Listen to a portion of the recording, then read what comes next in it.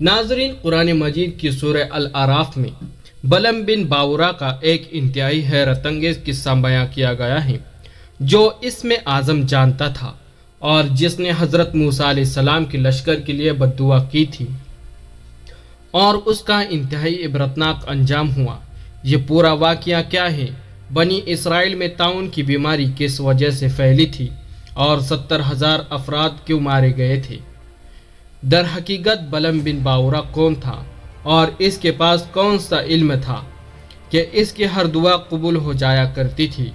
مگر وہ کیسے دنیا کا واحد لعنتی شخص بن گیا جسے اللہ نے قرآن مجید میں واضح طور پر کتا کہہ کر پکارا؟ یہی ہمارے آج کی ویڈیو کا موضوع ہوگا اور آج ہم آپ کو بنی اسرائیل کے ایک عجیب شخص کی داستان سنائیں گے۔ ناظرین، بلعم بن باورا یہ شخص اپنے دور کا بہت بڑا عالم اور عابد و زاہد تھا اور اس کو اسم اعظم کا بھی علم تھا۔ یہ اپنی جگہ بیٹھا ہوا اپنی روحانیت سے عرش اعظم کو دیکھ لیا کرتا تھا اور بہت ہی مستجاب وات تھا کہ اس کی دعائیں بہت زیادہ مقبول ہوا کرتی تھی۔ اس کے شاگردوں کی تعداد بھی بہت زیادہ تھی۔ مشہور یہ ہے کہ اس کی درس گاہ میں طالب علم کی تعداد 12,000 تھی۔ جب حضرت موسیٰ علیہ السلام قوم جبارین سے جہاد کرنے کے لیے بنی اسرائیل کے لشکر کو لے کر روانہ ہوئے تو بلعم بن باورا کی قوم اس کے پاس گھبرائی ہوئی آئی اور کہا کہ حضرت موسیٰ علیہ السلام بہت بڑا اور نہایت طاقتور لشکر لے کر حملہ آور ہونے والا ہے اور وہ یہ چاہتا ہے کہ ہم لوگ ہماری زمینوں سے نکال کر یہ زمین اپنے قوم بنی اسرائیل کو دے دیں۔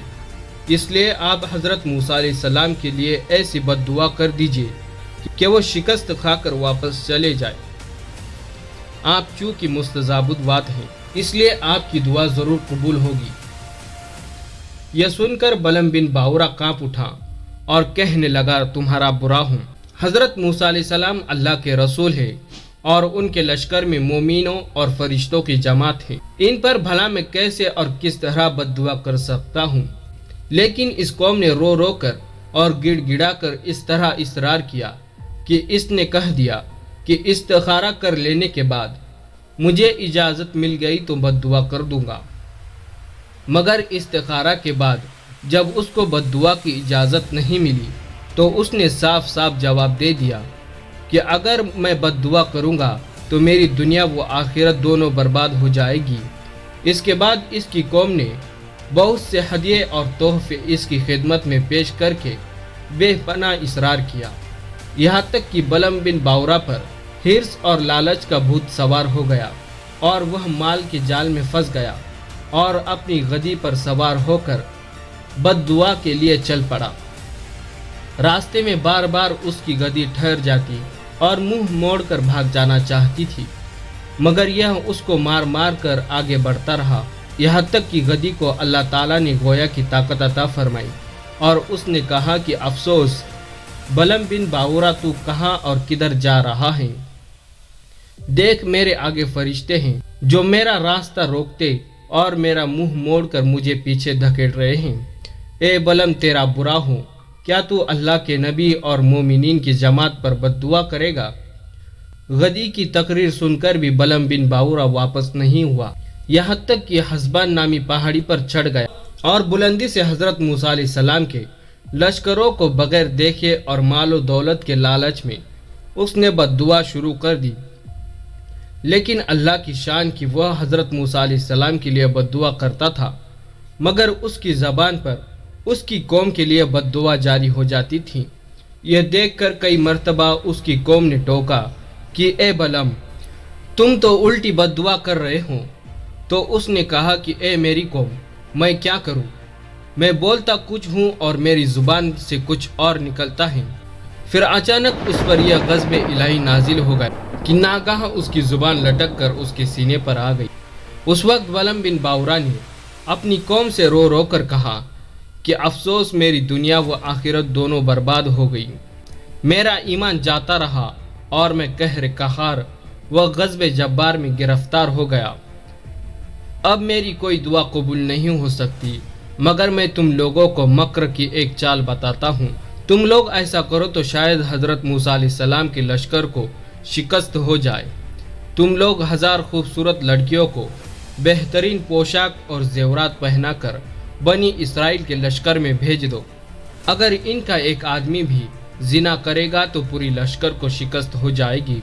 چنانچہ بلعم بن باورا کی قوم نے اس کے بتائے ہوئے مکر کا جال بچھایا اور بہت سی خوبصورت دوشیزاؤں کو بناؤ سنگار کر کر بنی اسرائیل کے لشکر میں بھیجا، یہاں تک کہ بنی اسرائیل کا ایک رئیس ایک لڑکی کے حسن کے جال میں گرفتار ہو گیا اور اس کو اپنی گود میں اٹھا کر حضرت موسیٰ علیہ السلام کے سامنے لے گیا اور فتویٰ پوچھا کہ اے اللہ کے نبی، یہ عورت میرے لیے حلال ہے یا نہیں؟ آپ نے فرمایا کہ خبردار، یہ تیرے لیے حرام ہے، فوراً اس کو اپنے سے الگ کر دو اور اللہ کے عذاب سے ڈر۔